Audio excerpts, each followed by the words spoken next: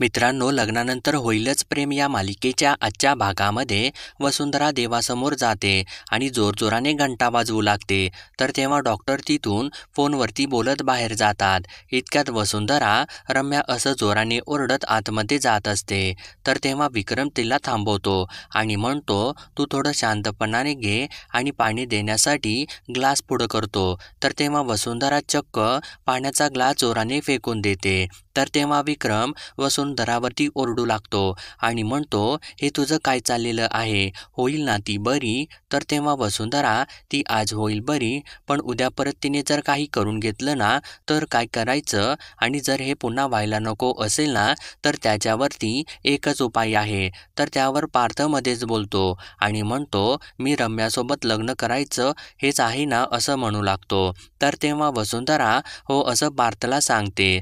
तर तेव्हा पार्थ खरंच रागाला येतो आणि म्हणतो, मी आता तुम्हाला डोकं फोडून सांगू का? म्हणजे तुम्हाला समजेल की माझं रम्यावरती प्रेम नाही. समजून घे ना आत्या, माझं रम्यावरती प्रेम नाही. तर तेव्हा वसुंधरा बोलायचा प्रयत्न करत असते. तर तेव्हा पार्थ तिला थांबवतो आणि म्हणतो, आज मला बोलू देत, तू ऐकून घे. आणि या अगोदरसुद्धा तुम्ही दोघींनी माझं लग्न मोडायचा प्रयत्न केलेला आहे. आज झोपेच्या गोळ्या खाऊन बसलेली आहे ती. आणि नेमकं तुम्हाला काय हवं आहे? मी बळजबरीने रम्यासोबत लग्न करायचं का? तर तेव्हा वसुंधरा म्हणते, तुला जे काही समजायचं आहे ना ते समज, पण मला माझी मुलगी बरी व्हायला हवी आहे. म्हणून आता मी जे काही सांगत आहे ना तेच करायचं. आणि विक्रमला म्हणते, आत्ताच्या आत्ता धनंजयला फोन कर आणि त्याला सांग की हे लग्न होऊ शकत नाही. तर ते ऐकल्यानंतर मात्र सगळ्यांना धक्काच बसतो. तर तेव्हा वसुंधरा परत विक्रमला, तू ऐकत आहेस ना काय बोलत आहे मी? आणि मी सांगितलेलं तुला समजलं नाही का? धनंजयला फोन लाव आत्ताच्या आत्ता. तर तेव्हा मानिनी मध्ये बोलायचा प्रयत्न करत असते. तर तेव्हा वसुंधरा मानिनीवरती सुद्धा जोराने ओरडते आणि विक्रमला म्हणते, तू ऐकणार आहेस का नाही? का मी आत्ताच काहीतरी करते. आणि चक्क पडलेली काच हातामध्ये घेते आणि आता मी माझी नसच कापून घेणार आहे असं बोलू लागते. तर तेव्हा पार्थ वसुंधराला सांगू लागतो आणि आत्या तुला लागेल ना ते असं बोलू लागतो. तर तेव्हा वसुंधरा पार्थला म्हणते, तू तुझ्या वडिलांना सांग, मगच मी हे फेकून देईन. तर तेव्हा पार्थ वसुंधराचा हात पकडतो आणि तिच्या हातामधून काच काढून घेऊ लागतो आणि त्या दोघांची झटापट चालू होते. तर तेव्हा विक्रम अगदी जोराने ओरडतो आणि ताई प्लीज असं बोलतो आणि खिशामधून फोन काढू लागतो. तर तेव्हा सर्वजण एकदमच शांत होतात. तर इकडे काव्या अरुषीला म्हणत असते, तिखट असू देत किंवा झणझणीत असू देत, मी असताना कोणाची टाप आहे का ताईला त्रास देण्याची? आणि ताई तू अजिबात काळजी नको करूस, जिथे जाशील ना तू तिथे मी असेनच तुझ्यासोबत, अगदी माहेरी सुद्धा आणि सासरी सुद्धा. तर ते ऐकल्यानंतर सगळ्यांना धक्काच बसतो आणि तेव्हा नंदिनी काव्याला विचारते, तू माझ्या सासरी कशी काय असणार आहेस? तर तेव्हा काव्या एकदमच बोलते, आणि मी तर पाठ राखीन म्हणून असणार आहे ना, आणि असं का करत आहेस? मी तर तुझी परमनंट पाठ राखीन नाही ना. तर तेव्हा आरू चिडते आणि काव्याला म्हणते, पाठ राखीन सुद्धा तूच आणि करवली सुद्धा तूच होणार का? आणि ही मोठी नवसाची आहे का? आणि मला काय दत्तक घेतलेलं आहे का? आणि नंदिनीला म्हणते, ताई मीच तुझी पाठ राखीन आहे. तर तेव्हा काव्या आणि आरू दोघी सुद्धा भांडू लागतात. तर तेव्हा नंदिनी त्या दोघींना थांबवते आणि तुम्ही दोघींपैकी कोणी सुद्धा येणार नाही पाठ राखीन म्हणून, कारण मला प्रोटेक्ट करायची काही गरजच नाही, कारण त्या घरामध्ये मला त्रास देणार असं कोणी सुद्धा नाही, आणि हे कळालं आहे का तुम्हाला, असं बोलते. तर तेव्हा त्या दोघी सुद्धा हसू लागतात. आणि तेव्हा धनंजय आणि शारदाला ज्यावेळेस वसुंधरा भेटलेली असते आणि तिने त्या दोघांना धमकी दिलेली असते तो क्षण आठवू लागतो. तर इकडे वसुंधरा विक्रमला म्हणते, तू बघत काय बसलेला आहेस, कर ना फोन धनंजयला. आणि अच्छा नाही करणार का तू, असं म्हणून परत हात कापून घ्यायचा प्रयत्न करू लागते. तर तेव्हा विक्रम जोराने ओरडतो आणि म्हणतो, ताई तू हे काय करत आहेस? हे सगळं खूपच चुकीचं आहे ना. तर तर तेव्हा वसुंधरा म्हणते, काय चुकीचं आहे? माझ्या जागेवरती येऊन विचार कर, सगळं बरोबर वाटेल तुला. मुलगी म्हणतोस ना रम्याला, मग तिची काळजी असेल ना तर आत्ताच्या आत्ता फोन कर. तर तेव्हा पार्थ वसुंधराला थांबवतो आणि बाबांनी फोन करून काय होणार आहे? नंदिनी बरोबर माझं लग्न मोडलं तर मी बळजबरीने रम्याबरोबर लग्न करणार आहे असं वाटत आहे का तुला? तर तेव्हा वसुंधरा हो असं सांगते. आणि कारण एकदा त्या नंदिनी नावाचा अडथळा बाजूला झाला ना तर ती एकदाची लांब गेली ना की मी सगळं काही मार्गी लावेन. तर तेव्हा विक्रम ओरडतो आणि म्हणतो, ते शक्य नाही ताई, तुझ्या रम्याच्या वेडेपणामुळे मी माझ्या पार्थचं आयुष्य पणाला लावणार नाही आणि मी धनंजयला फोन लावणार नाही, कारण गोष्टी खूपच पुढे निघून गेलेल्या आहेत. त्याला शब्द दिलेला आहे मी आणि मी माझा शब्द अजिबात मोडणार नाही. तर तेव्हा वसुंधरा बोलते, ठीक आहे विक्रम, नको मोडूस तू तुझा शब्द. आता फक्त एक काम कर, भिंतीवरती माझा फोटो तेवढा लाव, कारण मला नाही जगायचं आता, असं म्हणून रडू लागते आणि परत ती काच हातामध्ये घेऊ लागते. तर तेव्हा पार्थ जोराने ओरडतो आणि म्हणतो, आत्या काय करत आहेस तू? तर तेव्हा वसुंधरा रडू लागते आणि म्हणते, मी माझ्या रम्याच्या जीवाची भीक मागत आहे, तूच तिला बरा करू शकतोस आणि दुसरं कोणी सुद्धा नाही, तिला बरं कर असं म्हणून रडू लागते. इतक्यात डॉक्टर तिथं येतात. तर तेव्हा सिस्टर वरून ओरडते आणि डॉक्टर, पेशंटची तब्येत खूपच बिघडलेली आहे. तर तेव्हा वसुंधरा डॉक्टरांच्या आडवी जाते आणि डॉक्टरांना म्हणते, डॉक्टर माझी मुलगी. तर तेव्हा डॉक्टर, तुम्ही इथेच थांबा असं म्हणतात आणि तिथून आतमध्ये गडबडीने निघून जातात. तर तेव्हा इकडे जीवा पार्थला बाजूला घेऊन जातो. तर इकडे धनंजय सर्व सामान ठेवायला सांगत असतो आणि चला लवकर, गावाकडची लोक वाट बघत आहेत आपली आणि मुंबईची माणसं येणार म्हटल्यानंतर चांगलाच बेत केलेला आहे त्यांनी. तर तेव्हा काव्या सगळ्यांना थांबवते आणि म्हणते, एक महत्त्वाची गोष्ट राहिलेली आहे ना, असं म्हणून हसू लागते आणि बोला, गणपती बाप्पा मोरया असं म्हणते आणि आता चला असं सांगते. तर इकडे जीवा पार्थला म्हणतो, झोपेच्या गोळ्या घेतल्या आहेत तिने आणि असं कसं काय करू शकते ती? तर तेव्हा पार्थ बोलतो, काडी पेटवू शकते ती, तर ती गोळ्यासुद्धा खाऊ शकते आणि किती त्रास झाला असेल तिला आणि अजून किती त्रास होणार आहे तिला देव जाणे. तर तेव्हा जीवा बोलतो, त्यापेक्षा जास्त त्रास तुझं लग्न ठरल्यापासून करून घेत आहे ती स्वतःला.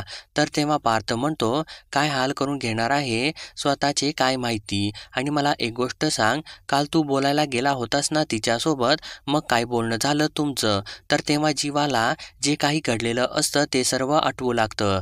तर तेव्हा जीवा पार्थला म्हणतो, ते सगळं बघून मी एका क्षणाला घाबरलो सुद्धा होतो आणि मला एक गोष्ट सांग की तिने तुला कधी तिचं कपाट दाखवलेलं आहे का? तू विश्वाससुद्धा ठेवू शकणार नाहीस की तिने तुझ्या लहानपणापासूनच्या आत्तापर्यंतच्या सगळ्या आठवणी जपून ठेवलेल्या आहेत. तुझे फोटो जपून ठेवलेले आहेत तिने आणि एक डायरीसुद्धा लिहिलेली आहे आणि तू लहानपणी खाल्लेली आईस्क्रीमची काडीसुद्धा तिने जपून ठेवलेली आहे आणि त्याच आठवणींच्या काड्यांचं स्वतःचं एक स्वप्नाचं घरटं बांधून ठेवलेलं आहे.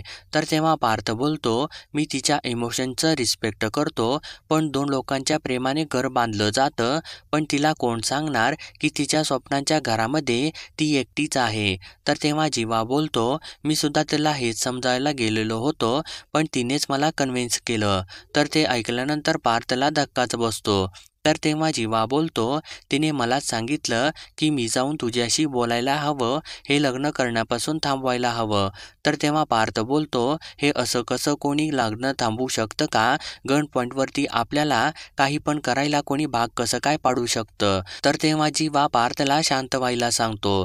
तर तेव्हा पार्थ बोलतो, मी शांतच आहे, पण तिने सिरियसली गोळ्या खाल्लेल्या आहेत आणि तिला काही झालं तर, आणि तिला काही होणार तर नाही ना, ती होईल ना बरी असं म्हणून काळजी करू लागतो. तर तेव्हा जीवा बोलू लागतो आणि म्हणतो, तू काही टेन्शन घेऊ नकोस, डॉक्टर आहेत ना तिच्यासोबत, ती येईल शुद्धीवरती आणि या गोष्टी इथेच थांबणार नाहीत. मला तर या गोष्टीचं टेन्शन आहे की तिने पुन्हा काही बरं वाईट करून घेतलं तर. आपण 24 तास तर लक्ष नाही ठेवू शकत ना, आणि या मुली काय करतील काही सांगता येत नाही. आणि रम्याच्या सिस्टीममध्ये तूच आहेस, तिचं डोकं, तिचं मन, तिच्या खोलीमध्ये सगळीकडे फक्त तूच आहेस. तिने तिच्या कल्पनेमध्ये तिच्या शेजारची जागा तुलाच दिलेली आहे आधीपासूनच. पण आता हे चित्र बदलणार आहे. तिथे तिच्याऐवजी नंदिनी असणार आहे.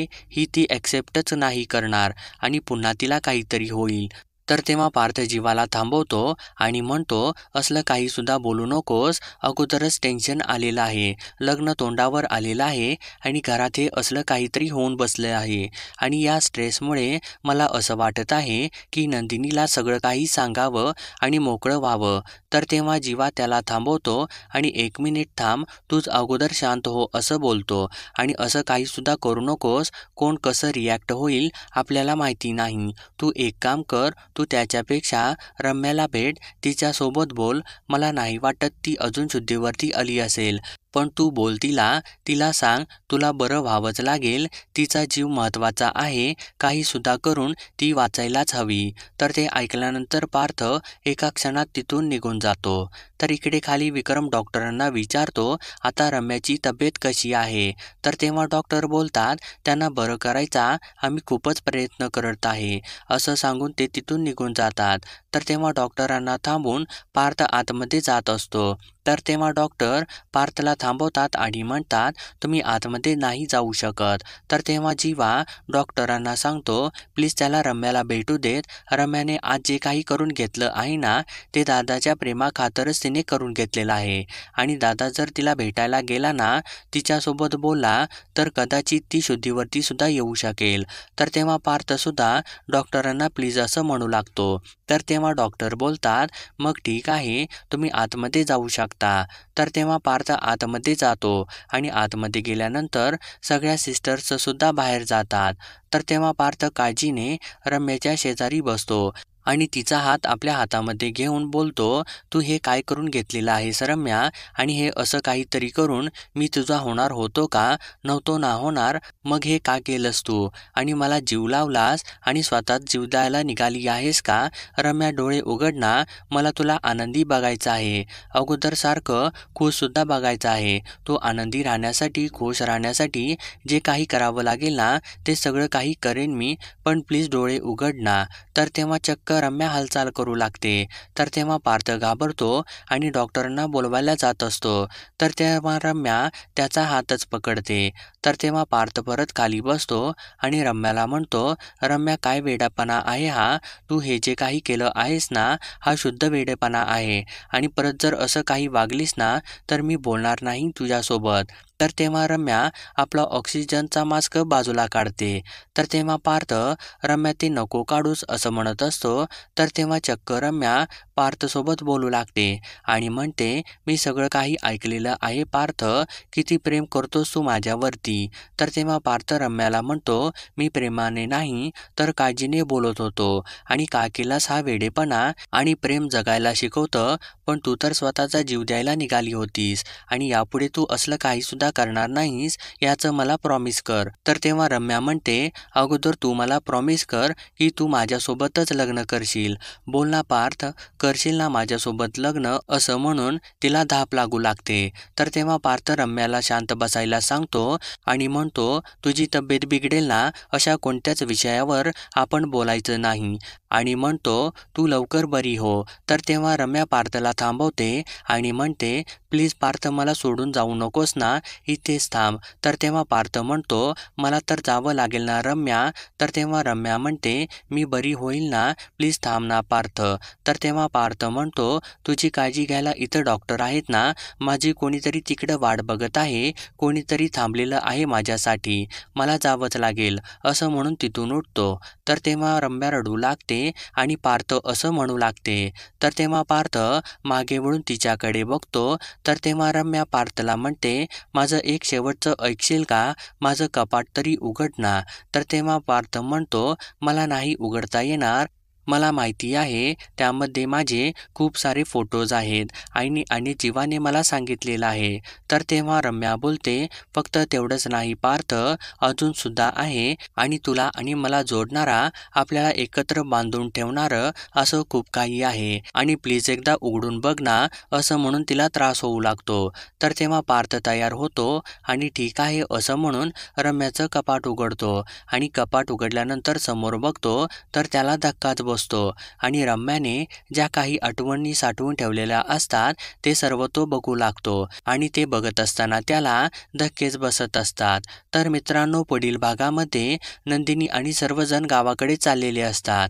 तर तेव्हा नंदिनी त्या जीविकाला लग्नाला बोलवलेलं आहेस का नाहीस, ती जर आली ना तर निदान आमची भेट तरी होईल ना, असं काव्याला विचारते. तर तेव्हा धनंजय बोलतो, आता ही जीविका कोण आहे? तर तेव्हा मात्र काव्या अजूनच घाबरू लागते. तर इकडे मानिनी पार्थला बोलते, मी जाऊन रम्यासोबत बोलू का? तर तेव्हा पार्थ शांत झालेला असतो. तर तेव्हा जीवा बोल ना काहीतरी, असं त्याला म्हणतो. तर तेव्हा पार्थ सांगू लागतो आणि म्हणतो, मला फक्त असंच दिसत आहे की रम्या बिथरलेली आहे.